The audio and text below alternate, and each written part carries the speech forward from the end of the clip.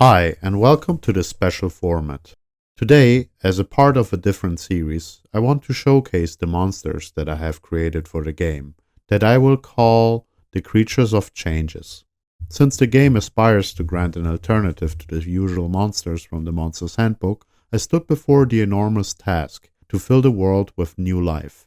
This series will expand upon this idea, where I will share lore, descriptions, inspirations that led to them, creature design, and tactics. Let me know if you enjoy this type of format and if you like to see other Pocket series in the comments. Don't forget to give the video a like and subscribe as well if you want to stay for the ride. But for now, let's dive deep to today's video's topic. They come with the night, and with the night they vanish. Seal your door. Take the children and cattle inside, quickly. No word shall be spoken until dawn arises. Out there, far away from the cities, in deep forests, distant mountain ranges, and the outlands, where hardened people call the wilderness their home, the children are told of the terrors of the night. When dusk falls, shadows fly in the sky. Above the canopy, they circle in near silence, their eyes glimmering faintly, listening intensely at any moving sound, any sign of life. Then, from the dark, the silence is broken, a shriek that rattles the bones. In the chaos that follows, the Rakkols dig deep their claws, tearing armor and flesh alike. Their attacks are coordinated, like wolves that fall on a sheep's herd, their wings beating in a frenzy.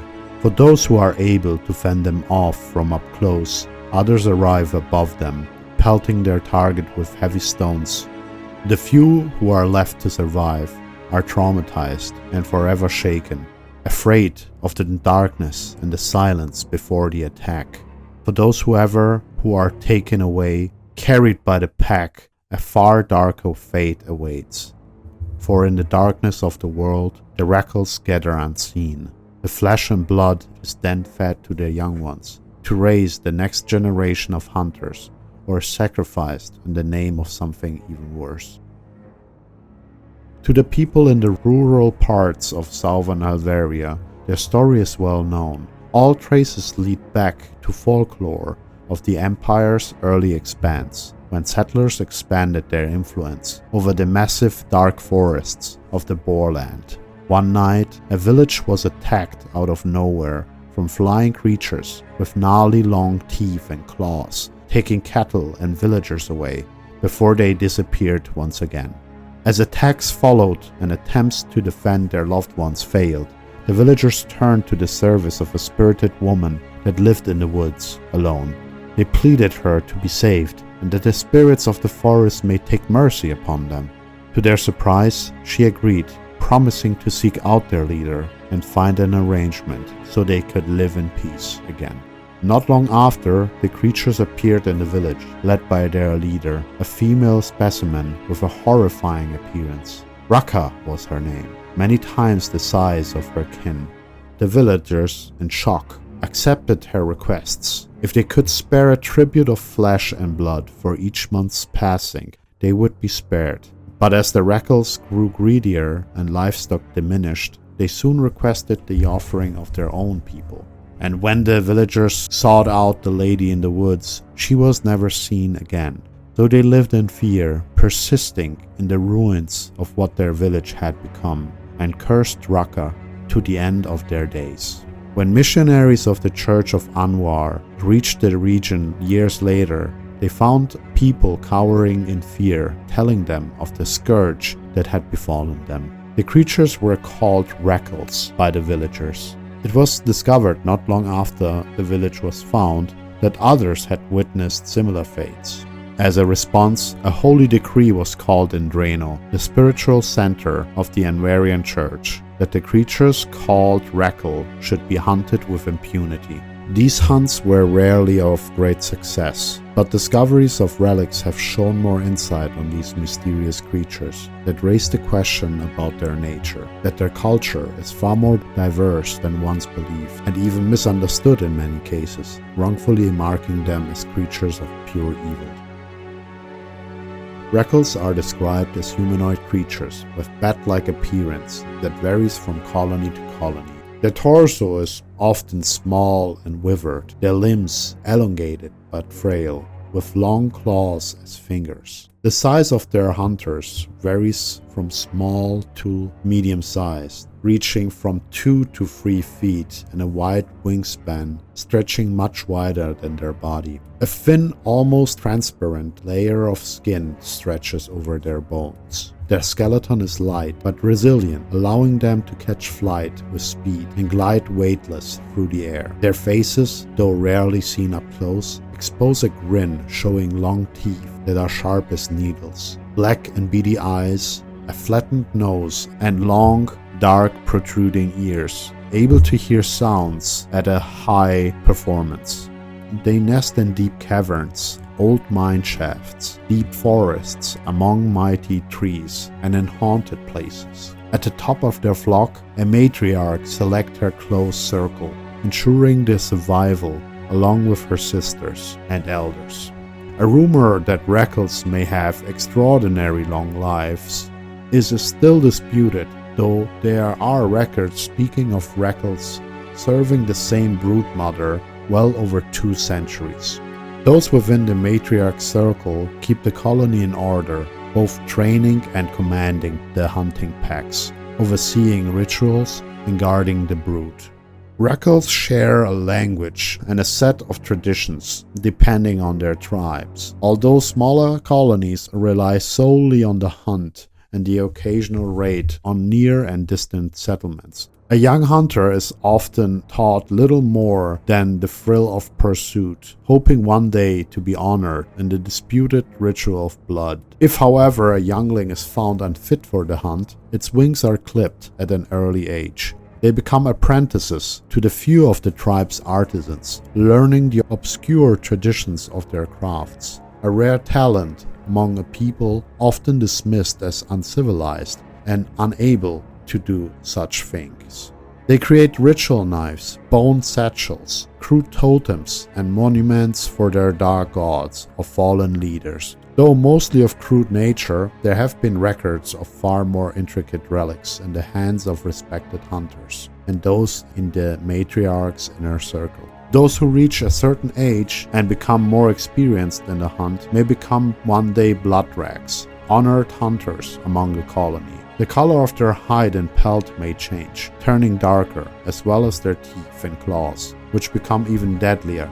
They will be rewarded with the first taste of their prey after a successful hunt, while the younger ones must bring the food to the colony before they may celebrate their victory. A bloody coloration that adorns their chest gives the bloodrags their name, though a persistent rumor about blood rituals and magic that are performed to increase their strength and ferocity has prevailed over the centuries.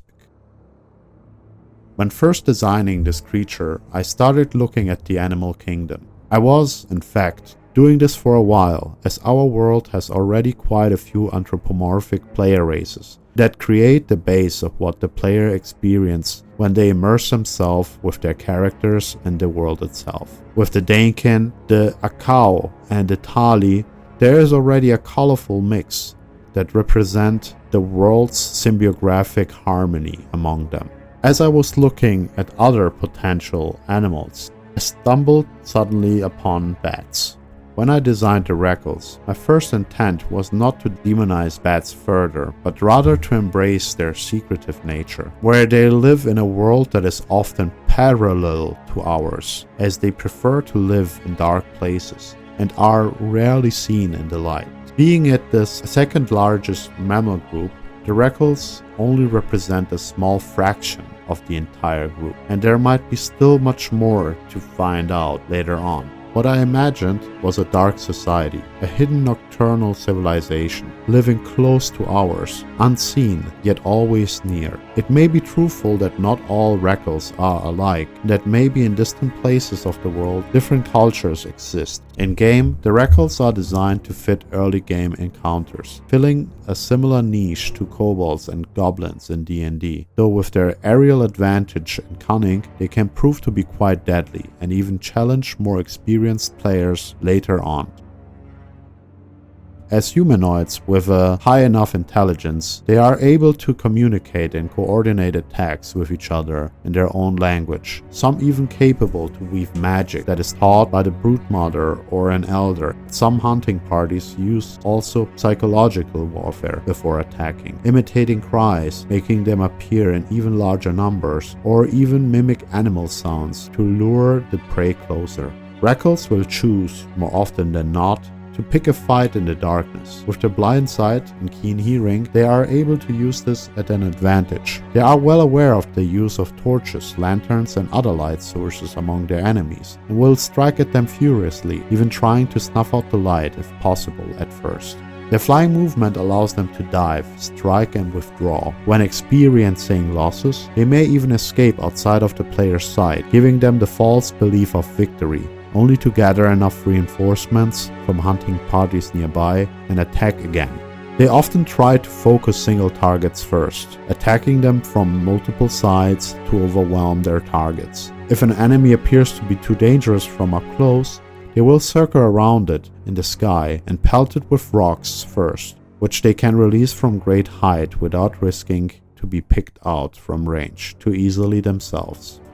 Their weapon profiles are also quite impressive, dealing additional poison damage with their infectious claws and fangs. A rock flung from above can be struck at an enemy that can't even see the Rakkols, forcing it to find cover from above. A hunting party may even be blessed with infectious diseases, which they are themselves immune to, but capable of infecting their enemies instead and further weaken them. Led by a blood rak, a pack becomes ever more so intelligent, while a Rakkol with the powers of dark magic might be able to terrorize and weaken their foes. A creature might be willingly kept alive and taken with them, preferring to take the smaller ones first, but also being able to raise a medium-sized or even a large-sized creature together, only to fly them back to their colony, where the hostages awaits an unknown fate. An encounter with Rakkols should feel tense and slightly uncomfortable. An alert character might hear the strange sound of their wings from afar, but might not understand right away the danger they are in. If you want to really test your players, you may open up the fight with a surprise and welcome them with a warm shower of rocks falling on them, without even knowing what is going on at first. You can even force them to move somewhere where they can pick up a better fight, only to be overwhelmed or ambushed by others waiting for them. Be always careful what you wish for. A supposed to be manageable encounter with them could turn to a deadly one very quick. You can always start with a small amount first and add more as the combat is going on, and withdraw if they have succumbed severe losses. But don't shy away from faking a retreat against a few players that boast with confidence and are feeling a little bit too full of themselves, only to return with reinforcements and wear the party down further. For today, this is a very rough introduction in one of the many encounters you may have while adventuring in the world of changes. In future, I plan to expand the lore of every single one of them, and we might learn even more about the Rakkols, their colonies, and the secrets they hide from us. Thank you so much for listening till the very end. I appreciate it, and I hope you really like what I am doing so far. I'm not entirely sure when the next video will drop, as I am still juggling with a few different ideas. The next one about the world of changes should be a big one, so keep your eyes out for it. Also, let me know if there's anything you want to know in the comments. But for now, I will say goodbye, and as always, I'll see you around.